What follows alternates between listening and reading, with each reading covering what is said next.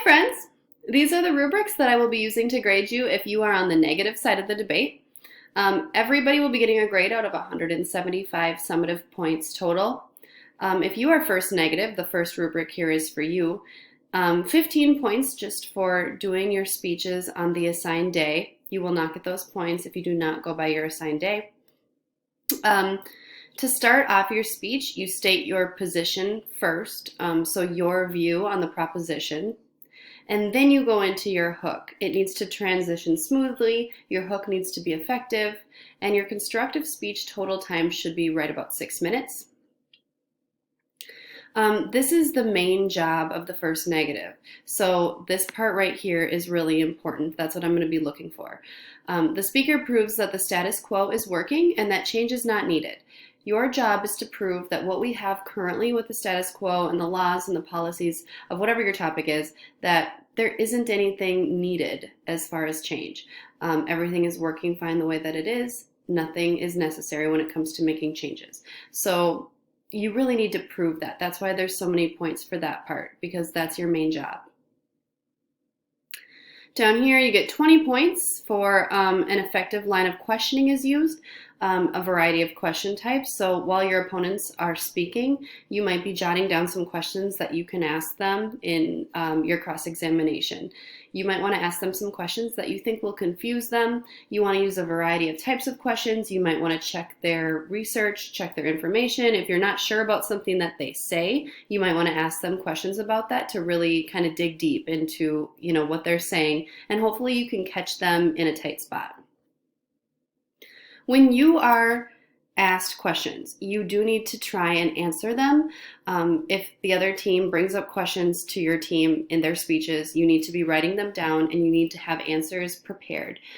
Try to be ready for what they might actually ask you.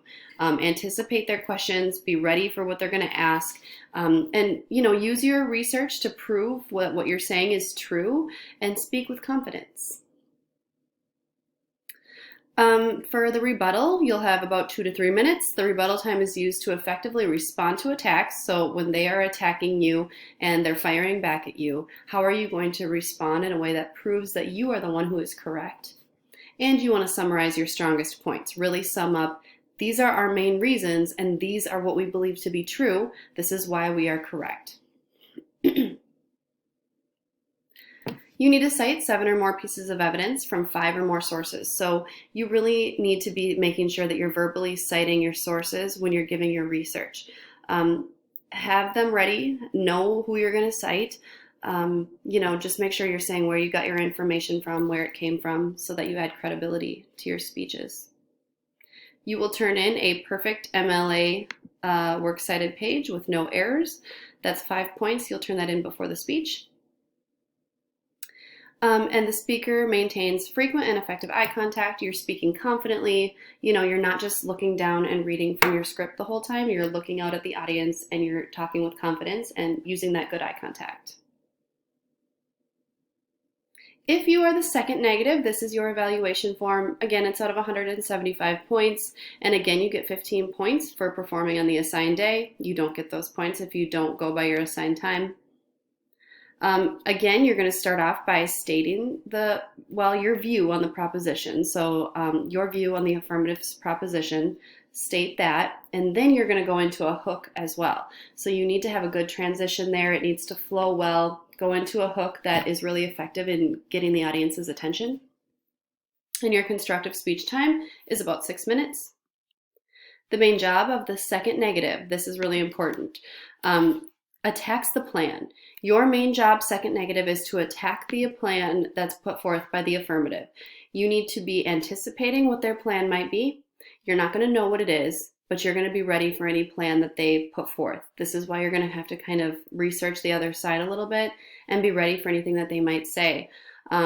If they bring up ideas or specifics about a plan, you're going to want to dig into those details and explain in your speech why the affirmative plan is not going to work, why it's ineffective, why it's been tried before and it hasn't worked, just why it just has no credibility. That's your main job. That's why it's worth the majority of your points.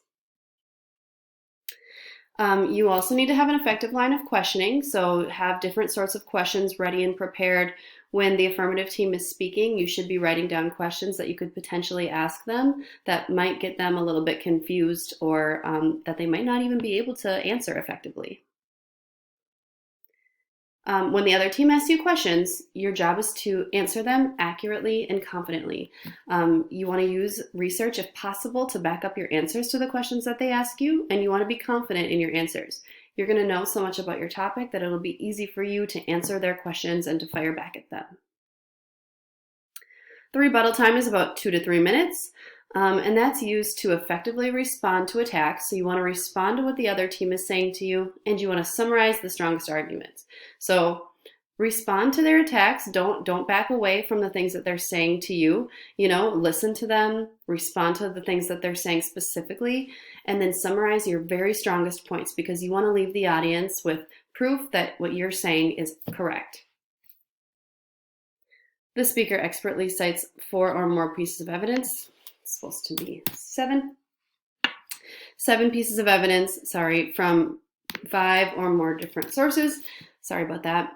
In order to sound credible when you're speaking, you need to cite different sorts of sources. So make sure that you are citing where you got your information from, the person who said it. In order to add credibility, you need to cite your sources. You turn in a perfect MLA works cited page before the speech. And finally, the speaker maintains frequent and effective eye contact. So please be confident. Please have a strong voice. Please do not sit and read from your script the whole time. Use eye contact and look out at the audience and be confident as you talk. If you have any questions, please let me know.